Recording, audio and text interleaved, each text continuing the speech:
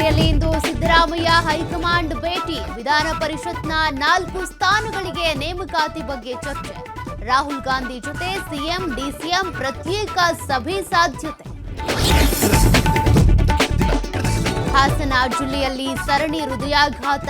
ಇಂದು ಆರೋಗ್ಯ ಇಲಾಖೆಗೆ ತಜ್ಞರ ವರದಿ ಸಲ್ಲಿಕೆ. 3 ಮಾದರಿಯಲ್ಲಿ ಸಮಿತಿಯಿಂದ ವರದಿ ಸಿದ್ಧತೆ. ಹುಬ್ಬಳ್ಳಿಯಲ್ಲಿ ರೌಡಿ ಶೀಟರ್ಗಳ ಗ್ಯಾಂಗ್ ವಾರ್ ಪ್ರಕರಣ.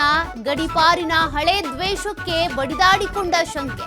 ಗಲಾಟೆಯಲ್ಲಿ 4 ಗಂಭೀರ ಗಾಯ.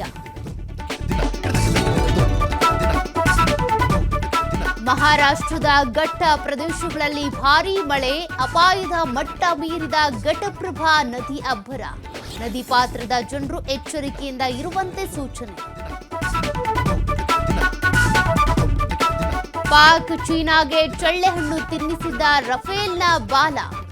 ಆಪರೇಷನ್ ಸಿಂಧೂರ ವೇಳೆ ಎಕ್ಸ್ ಗಾರ್ಡ್ ಹೊಡೆದಿದ್ದ ಪಾಕ್. ಡೆಸಾಲ್ಟ್ ಏವಿಯೇಷನ್ ಮುಖ್ಯಸ್ಥರಿಂದಲೇ ಸ್ಪಷ್ಟನೆ.